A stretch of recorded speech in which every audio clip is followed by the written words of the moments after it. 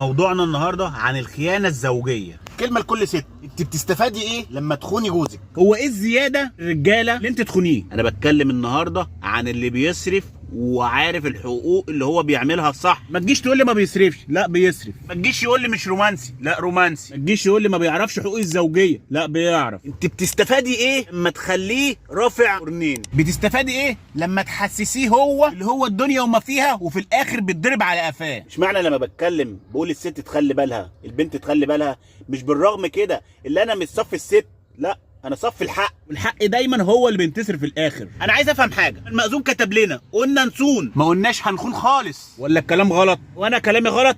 فهموني، اعتبروني اللي انا مش فاهم حاجه، اعتبروني اللي انا جاهل وما بفهمش. انتوا مفكرين جهل بس اللي ما اتعلمش؟ لا صدقوني والله الدنيا علمتنا حاجات كتير قوي غير التعليم اللي انتوا في دماغكم. ياما في ستات ورجاله كتير متعلمين وفاهمين وبيخونوا، بالرغم اللي فيه ناس مش متعلمه بس والله ما بيخونوا وصاينين العيش والملح، والناس اللي بتاكل لهم لقمه نظيفه زي جوزك، زي اي حد بالحلال. كلمه لكل الستات وكلمه لكل البنات، لما تلاقي ابن الحلال اللي يسونك ما تخونهوش، ما تخلوش يرفع الاتنين. ادام اكلك بالحلال وعارفه اللي هو بيجيب اللقمه ازاي، ما تخلوش يرفع القرنين. يا رب كل ست وكل بنت تفهم الكلمتين اللي انا قلتهم دول وتحطهم حلقه في ودنها، عشان علم مش بالساهل ومسير الكذاب يجي ولا بلاش.